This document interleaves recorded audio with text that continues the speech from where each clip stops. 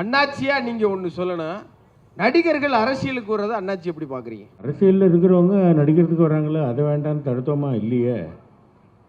அந்த மாதிரி நடிகர்கள் அரசியலுக்கு வர்றதை பற்றி ஒன்றும் தப்பு கிடையாது. அரசியலுங்கிறது ஒரு நல்ல ஒரு களம், நடிப்பு திரையுலகன்றது ஒரு நல்ல களம். இந்த களத்துலேருந்து அந்த களத்துக்கு போகிறாங்க, அந்த களத்துலேருந்து இந்த களத்துக்கு வராங்க. இதில் என்னத்தை தப்பு கண்டியா? யார் வேணாலும் வரலாம், ஒன்றும் தப்பு இல்லை. கையை இப்படி தட்டுவாங்க, இப்படி தட்டி இன்றைக்கி தான் பார்க்குறேன்.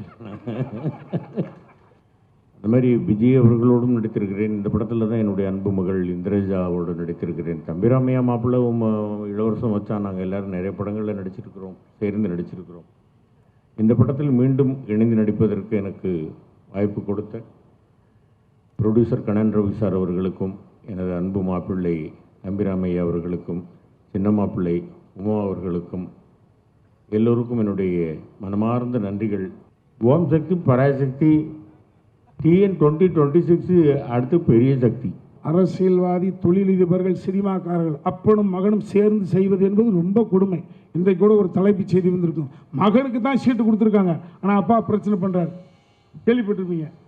ஸோ அப்பாவும் மகனும் சேர்ந்து செய்வது அது அந்த அளவுக்கு என்னை நான் அதை விட அவன் பக்குவப்பட்டிருக்கான். தம்பி ஃப்ரீயாக இருக்கீங்களா, ஒரு கதை கேட்போமா அப்படின்னாரு. சரி கேட்போன்னு போனேன். அந்த கதையை கேட்கறதுக்கு முன்னாடி அண்ணா ஒரு வார்த்தை சொன்னார்.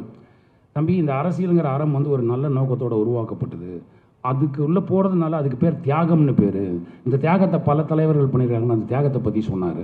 அப்புறம் அதே நேரத்தில் வந்து நம்மலாம் படிக்கும்போது நமக்கு பல சப்ஜெக்ட்ஸ் இருக்குது. ஆனால் அதில் அரசியலுங்கிற ஒரு சப்ஜெக்டும் இருக்கணும். அது வந்து முக்கியமான ஒரு விஷயம். நான் எதுக்கு சொல்கிறேன்னான்னு சொல்லிட்டு இந்த கதையை சொன்னார். ஹிலேரியஸாக இருந்தது கதை, ரொம்ப நல்லா இருந்தது, ரசித்தோம், ஃப்ரேம் பை ஃப்ரேம் ரசித்தோம். அண்ட் அதுக்கப்புறம் சொன்னார், எப்போ நான் ஷூட்டிங் போகலான்னு கேட்டேன். கேட்டு முடிச்சோன்னே அடுத்த வாரம் போகிறோம் தம்பி. அப்படி தான் அடுத்த வாரம் போனோம். அப்புறம் தான் கண்ணன் ரவி சார் இவங்களெல்லாம் மீட் பண்ணக்கூடிய வாய்ப்பு எனக்கு கிடச்சிது. அப்புறம் இன்னொன்று எல்லோரும் சொன்னாங்க, யாரையும் டிஃபேம் பண்ணுறேன்னு. நான் டிஃபேமே பண்ணலைங்க.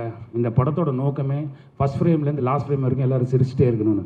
அதில் சாரோட லுக்கு ஒரு இடத்துல வருது அப்படின்னு தான் அது ஒரு போர்ஷன் தான். அதை தவிர நாங்கள் ஒரு 5-6 டிஃப்ரெண்ட் லுக்கு பண்ணியிருக்கோம்.